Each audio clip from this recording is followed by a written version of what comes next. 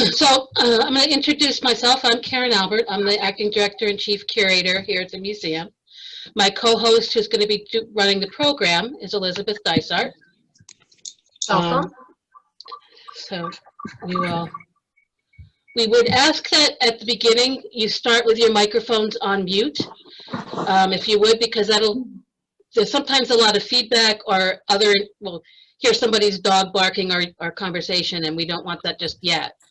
We will ask you to use the chat box, the chat feature, to ask a question or to make a comment, and we'll keep an eye on that and try to respond to your comments as they come up. As you may have realized, your viewing is going to depend a little bit upon your own computer and what device you're working on. So kind of get it set up the way you'd like it. There's 15 people on this, so you're not going to see everybody in the box, I don't think, unless you really make it big. Then you won't be able to see the slides, so your choice. So then I think with that, without further ado, I will send it over to Liz to start the actual program. So welcome everybody, and we're so glad you're here with us today. As Karen shared, it's our first virtual experience, so be kind. So before we really get into the whole idea of Slow Art Day, I just wanted to really quickly, if you haven't been to our museum, the Hofstra University Museum of Art, we have two galleries. We have a gallery that is on the 9th floor of our library, and our exhibition upcoming is called Nevertheless, She Persisted. And it was curated by Kristen Rudy, who is our associate curator and collections manager. And it is focused on women artists who have who share their tribulations in getting their voices heard. And they're all Hofstra-owned pieces of work. The catalog is already up on our web, so I believe we will have a link at the end. And it's dynamite and interesting and thought-provoking. So the exhibition that we're going to concentrate on with Slow Art Day is entitled, as you see on the screen, Uncharted, American Abstraction in the Information Age. And it is, there are 8 artists who, all of their work is kind of an intermingling of a teaching method called STEAM, which is science, technology, engineering, art, and math. And it's an entry of learning and a combination of all of those disciplines. And you may think, well, art, what does art have to do with all the sciences? But there's a real overlap of skills for both critical and creative thinking. And there's a big opposite, right? Right and left brain, analytical and creative, imaginative and practical, but they share skills in the way they think, spatial relationships. Some of them have geometry and math. So there is a real combination of those disciplines.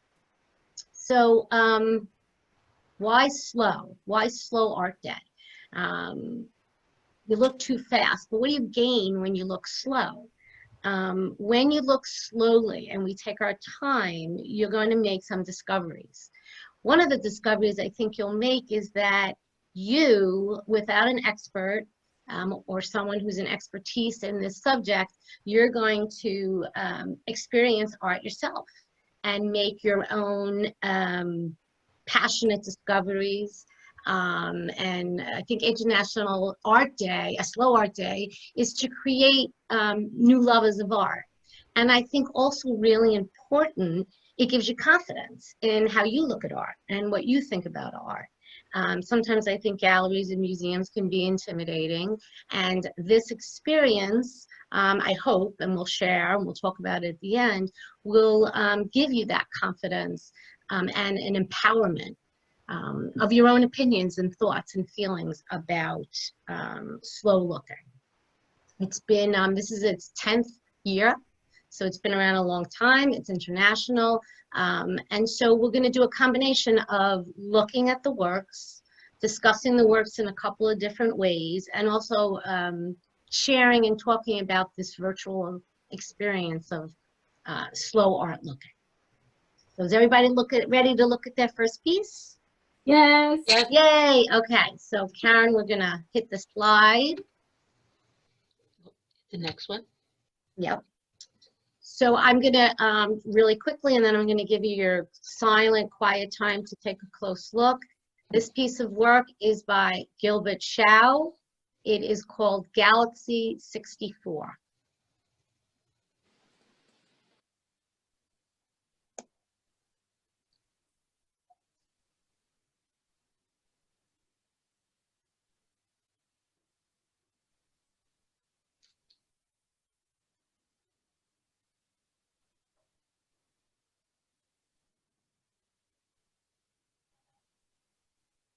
Okay, so is there anyone that would like to initiate some thoughts, questions, feelings about the piece of work? Which I will share with you, that's a flat piece. So maybe that gives you a place to start with some of your thoughts and questions. It's a flat piece of work done on a wood panel.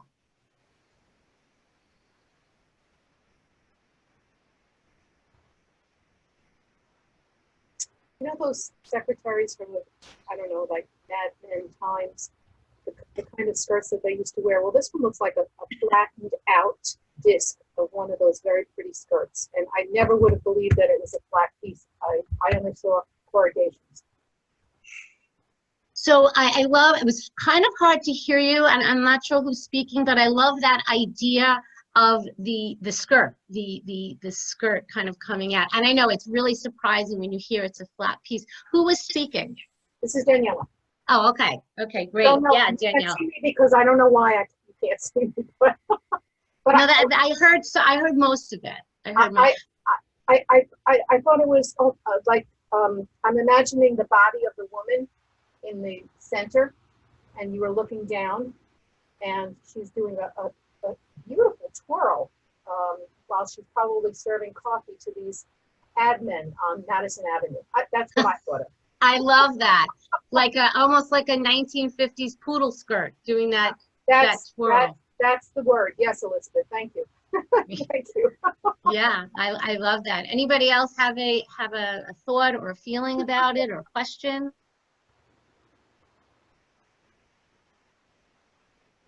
And you can write it or speak, I guess. Steph, to me, I think you're trying to speak, but you're muted. Steph, prefer? Yes, how's that? That's good. Okay. I saw it differently. I saw it more like it's like infinity. The world was going around and it funneled in like infinity. It was like you're looking into, eventually it's the end of the light at the end of the tunnel. That's how I saw it. And I can't believe it's a piece that's flat also. That's so interesting, Steph, because I sometimes think of it too as like the that round hole, like the black, it's swallowing up everything in its path. Yeah. Yes, I think, Yeah. yeah, that's what I see that as. But I like the skirt. I see that also too. I do Yeah, too. I do too. Yeah. Okay.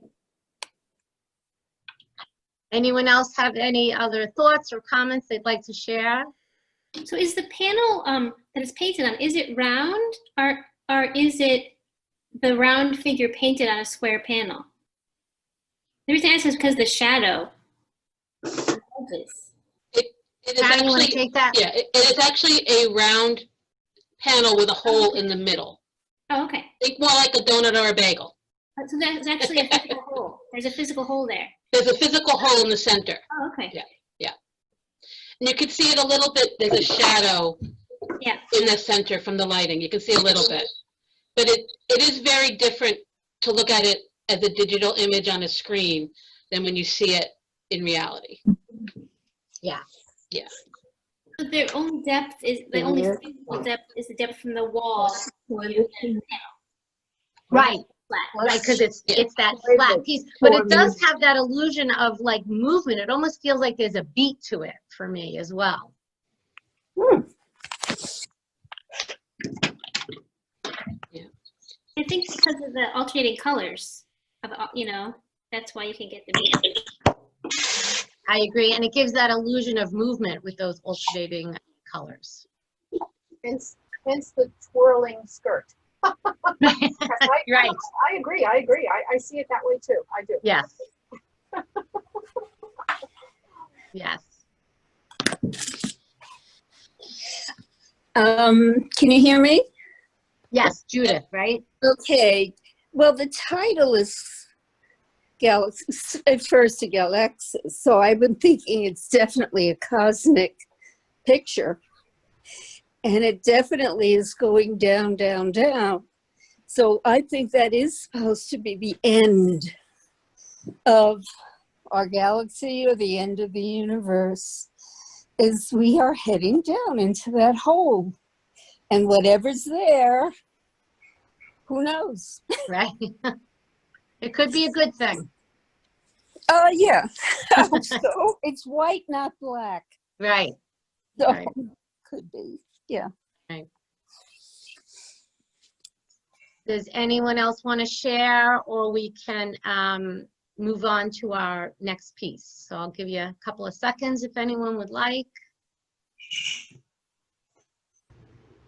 Lori, is your hand raised, or was that an old hand? Old hand, okay.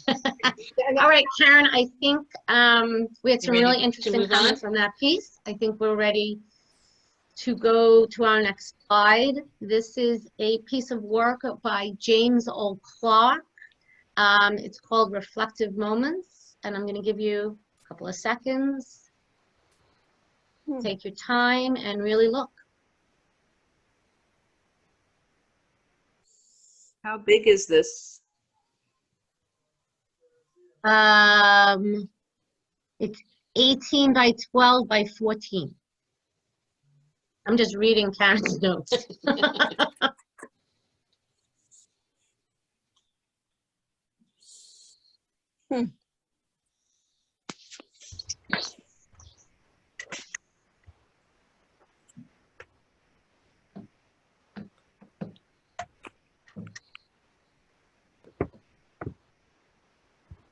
So James O. Clark is exploring lights. He's using LED and fluorescent and neon and a combination of other materials, vinyl and other materials that are found materials. So one of the activities I sometimes do with our students is we look at this piece, which is called Reflective Moments. But if you were going to rename it, what would you rename it? And tell us why.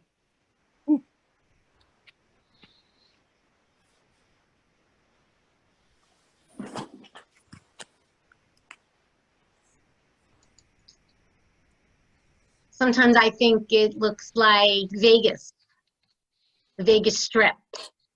Karen, city lights. I love that. I had a fourth grader who told me it was the inside of a robot. I thought that was a good one. Anne Marie shared Cosmic City. I love that. It feels very futuristic.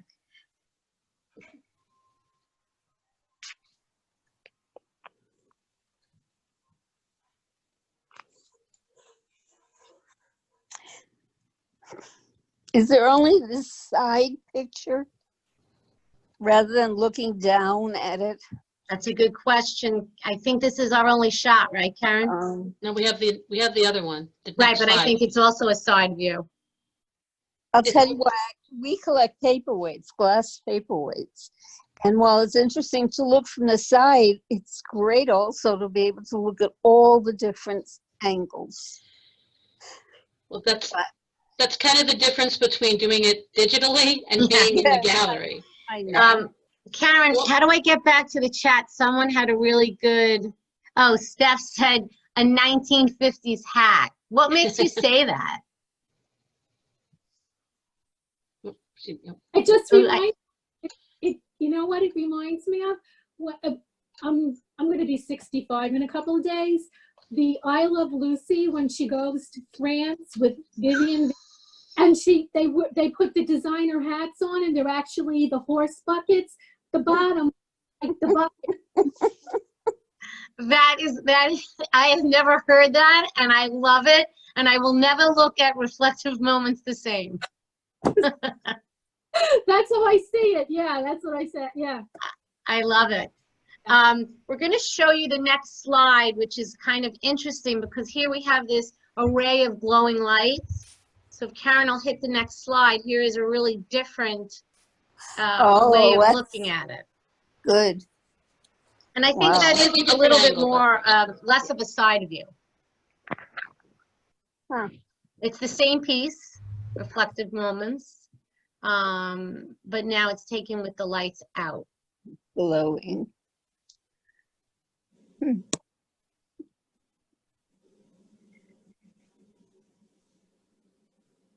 So if you could walk into this piece of work, what would you see? Where would you settle? What do you feel? Let your imagination go. Okay, here it goes. And I have never had an LSD experience. I agree, Kathy. I have never had an LSD experience. However, if I were to sit in this, as you said, immerse yourself completely. Whoa! Sorry. Sorry. That was Daniela, but she will deny having said that. Sorry. I love that, Daniela. I think that I have never as well had an experience, but maybe that's how it does look. You see the world. Kathy said, oh, yes, it's like being inside a lava lamp. Everybody knows what a lava lamp is, right? Yep. Yes, I'm sure a few of us have gray hair, and the same idea with the LSD thing. You know, Right. it's not cocaine. It's not. But anyway, keep going, dear. Yes. Oh, I like it. I like it. Go ahead. Yeah, I love that lava lamp. I have a question. Is the piece actually completely round and sitting down into a base?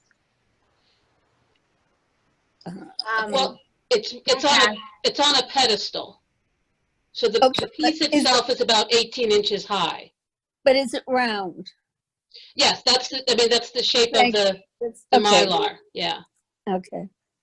And you can see kind of with the lights out, that purple glow on the pedestal. Yep. Yeah.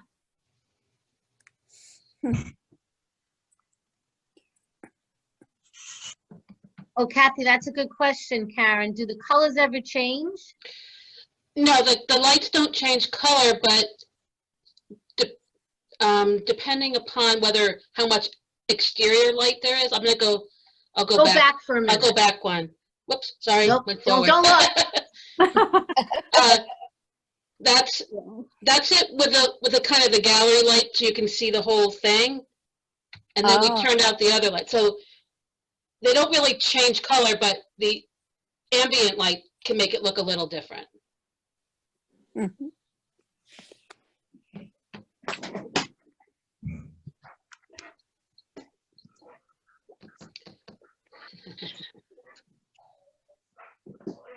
Do you want to Which take? one did you like better, the lights out or the lights on? Out. Why? It seems more interesting to me. The other one was like, with the lights on, it was like an outtake from the Star Trek TV series from a very long time ago. Sorry. From the TV show? Yeah, I don't know. This was not a terribly reverent comment, but it was mine. And, okay. Right. I love it. And Karen is sharing that is not metal. Anne Marie had asked, yeah. Oh, It's mylar. great question, Anne Marie. Okay. That's weird. It does look like metal. Now that Yeah. Yeah. No, I would have definitely put money on metal. Yeah. And in person, I think it feels the same way when you are, in front of it. Does anyone have any other thoughts or impressions of this piece? Mm-mm. Well, I like the way, and looking at it both ways with the lights on and the lights off, it's the same object, but you have a completely different experience of the piece of art with the lights on and the lights off. And And the whole idea of different kinds of light also. I mean, we have light all around us, but we never think that there's different kinds of light. At least I don't. And I think it's so interesting too, because his whole exploration is light. Right. And so you have this opportunity to see it with the lights on. And when the education classes come through, we always, ages 4 up to grad school, we always shut the lights off to have that different experience and the different kind of perception of what you're looking at.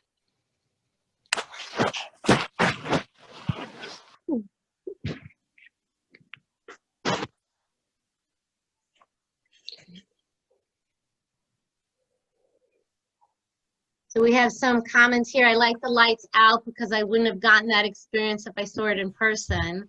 And Kristen shared that it reminds me of dance. Love that. Why do you say that, Kristen? I think the materials remind me of like a night out, and then the sort of the concentric, like the sort of circular movements reminds me of sort of like the movement of a dancer being sort of maybe twirling, but being kind of made like those invisible movements sort of being made solid or something. Oh, I love that. I love that. It feels almost to me like a ballroom dance. Anybody else, like, what kind of dance is it? I love that idea of like the movement, because so many of these works have that perception of movement. It's a completely static work, but there's a feeling of movement to it. Definitely. Daniela shared. Yeah, no, definitely like a disco vibe. Yes. We just had someone else say it is a disco. Yeah. Absolute. Studio 54 is in the house.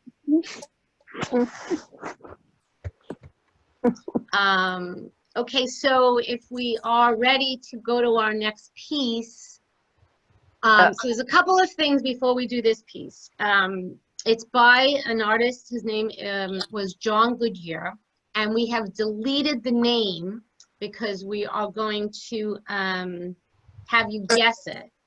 But before we even do, so I want you to look slowly at just this piece for a moment.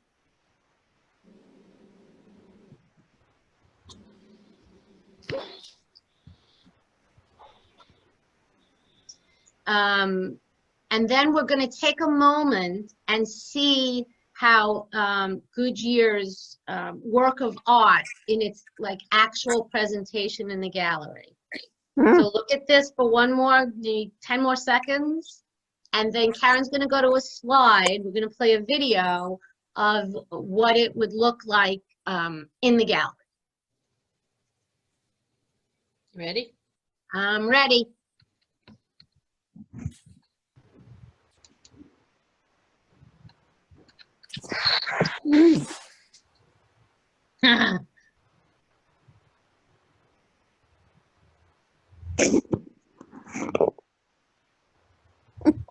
Oh, Somebody got it. Karen, Don't can say you it out show loud it? yet. Karen's going to show it throw it I'm again. gonna run it one more time. Amazing.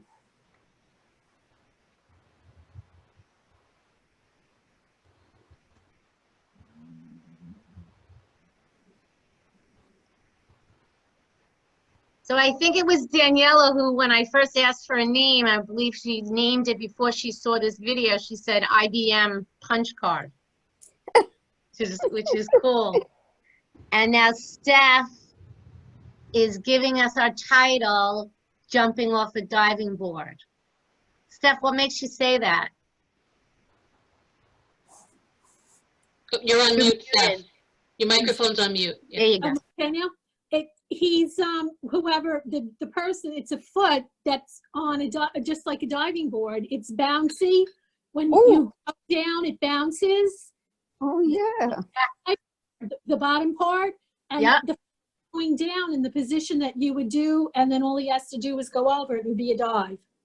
Before I tell you the name, does anyone else have guesses? Oh, Daniela says I see it now. Anybody else have a guess? No. All right, well, she was right. The title is called Diving Board. And it's 2 pieces. So Steph, you get a prize. Oh, thank you. I'll have to think of one. So it's 2 separate pieces. So there is the work of art that you saw first, and then there is this open vertical wooden slats hung, suspended over it. And then in actual real life, we have our gallery aides wear their gloves, and they hit it on the bottom, and that gives us our motion. So this is a real interactive piece. Actually, the whole piece depends on audience participation. So you get the feeling that John Goodyear must have been really creative and eager to experiment. And every age, and I have a lot of ages come through the gallery in terms of education, love this piece. It's interesting, it's fun. Steph was a great guesser. It reminds me of a much more sophisticated, one of those cartoon flip books, you know, where you have that you flip them fast through pages to get the cartoon for yourself. Sorry. I thought the same thing. Yes. Whoever said that. But much nicer. Kathy shared that. I agree. I think it would be interesting if we could remove the cover and just see where the dots are on the back of the piece. Kylie McGinnis just said the same thing. Yeah. I can explain to you a little. You can see it a little bit in this photo. Yeah. Somebody had earlier said, I'm trying to remember who said it. About it being a punch card. Yeah, IBM punch card. When you look at the painting, it's almost like there's vertical columns of these little colored squares. Yes. So there are vertical columns of these little squares, and then as the grid moves back and forth, it covers different columns. So I think in here you can kind of see a little bit where the grid isn't exact 100%. It's a little bit misaligned, so you don't see you can see a little bit on that, but yeah. And a little background on that, Karen, share for a couple of seconds how difficult this piece was to hang. Can you imagine? Yeah. Well, you hang the painting up first, and then it's hard to see in this, but that grid in front is suspended on fishing line from about 3 feet above. So if you've ever worked with fishing line, you know it has a lot of give to it. It stretches a lot. We didn't think this was going to be the hardest piece to install in the exhibit, but there's 2 of them like this in the exhibit, 2 different images. They were definitely the hardest ones. I would have thought that it was like a little motorized something that like a No, it's very simple technology. Okay. It's literally, do you know what an eye bolt is? You know, a bolt that goes in the wall that has a circle on the end? There's 2 of them way high up on the wall, 3 feet above the top of the painting, that stick out about 6 inches. Fishing line comes down and wraps around the top edges of this grid. And then you just tap it on the bottom and it sways left and right. It's a very simple technology. Our collections manager has shared that the work traumatized her.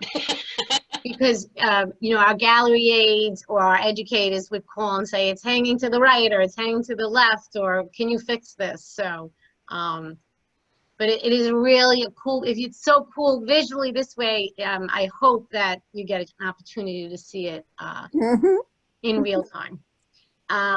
In terms of the artwork, before we do a really quick conversation about slow art itself, the slow art experience, does anybody have any questions we're very lucky to have our curator and our associate curator, or me as an educator. Anyone else have any questions or thoughts or viewpoints that they'd like to share? Because I think that's the coolest part of all this, is hearing other people's perspectives and opinions on it.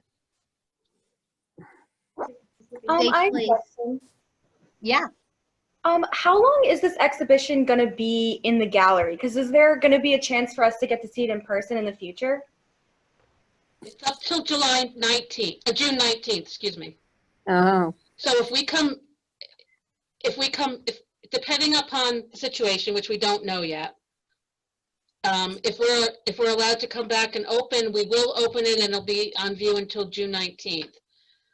At this point, we do not know when we might be opening it up again. So hopefully we'll be back before then and we'll be able to open it so you can come see it in person, but We hope.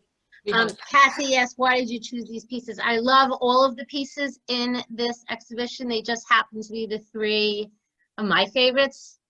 So, and I thought they all lend themselves to different kinds of conversations.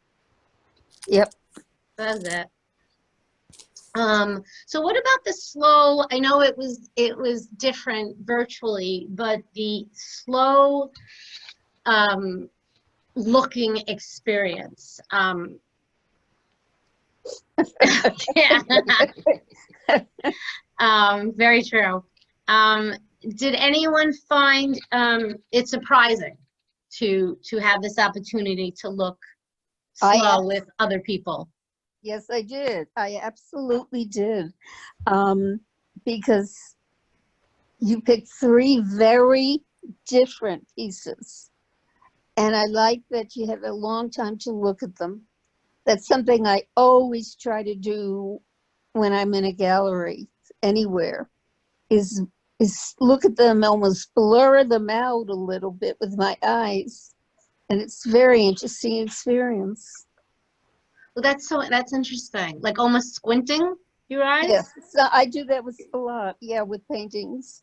I do a little painting, so sometimes I do it with my own, but when we've traveled to many, and we've been in so many museums, and when something really hits me, that's what I do. Oh. It's an interesting experience, but yeah.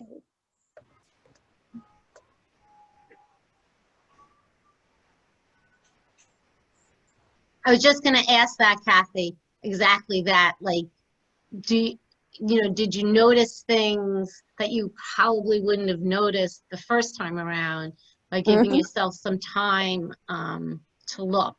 So I open every educational session, no matter the age, with doing that, giving it, a minute or so in quiet to look at a piece.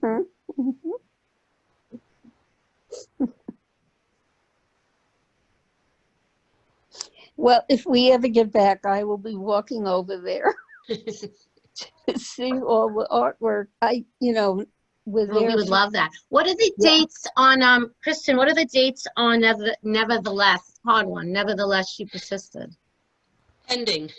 They're pending, but if all goes well with the world. The other exhibit was supposed to be installed 2 weeks ago, so obviously it was not.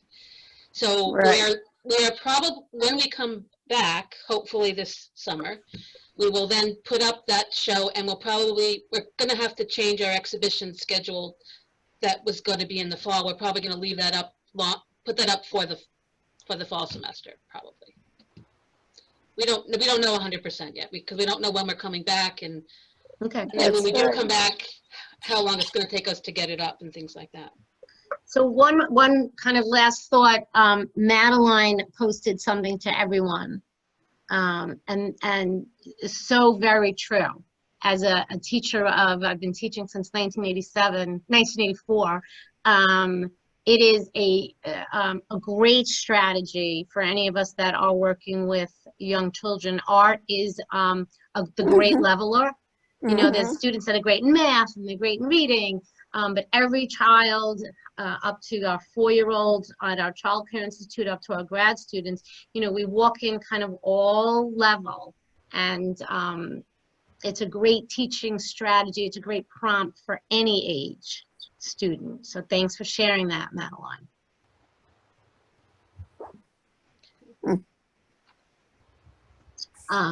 So our next slide gives everyone Karen's information and my information. Please feel free, if you have thoughts or questions or comments that you didn't share, we would love to share them. And also, do we have a link to our website? Oh, so there you go. Yeah, Slide. Karen's my mind reader. So there's a photo of the catalog for Nevertheless She Persisted. Okay. And there is our link to our webpage. We're also going to be exploring now all these virtual events. So this, I think, is going to be really interesting. You're going to get a chance to ask the curators. Is that a first come basis, No, Karen that's and open. Kristen? That's not That's a limited. open. That's not a limited So number. Yeah. I think that'll be really interesting. And then we always have these great openings for all our exhibitions. So this will be a virtual one. And we do have a date, April 16th at 4:30. And if you are old enough, BYOB in the comfort of your own couch, glass of wine, and enjoy Kristen giving you her input and her insights. And now, oh, Catherine Rudy sharing. Yeah, You're welcome. I think it's the best part is like getting to hear other people. I think- agree. I think it's wonderful that we're able to do something different and unique, especially being all of us being homebound as we are. I got very excited when I got this sent to me to sign up for these classes. I said, yes, right We'd away. love to hear that. Yeah. Well, please Yeah. pass on our upcoming virtual events to anyone who's interested. Mhm. And this was such a pleasure. And if anybody's interested in more information about the Uncharted American Abstraction and the Information Age, on our website, which is just hofstra.edu/museum, on the exhibition page website, there's also a PDF of the exhibition catalog. So you can see all the works in the exhibition. This was just a sampling of 3. And it includes the essays. It's the full catalog.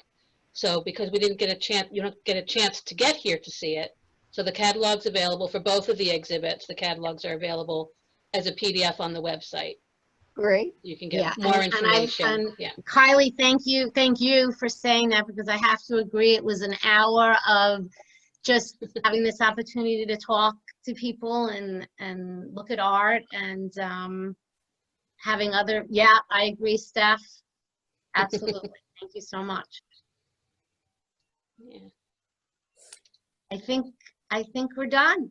Does anybody have any more questions or comments they want to make?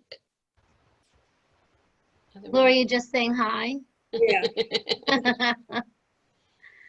Yeah, Be so thank well, you all. stay safe, Yeah. and thank you. Thank you very much. Thank you.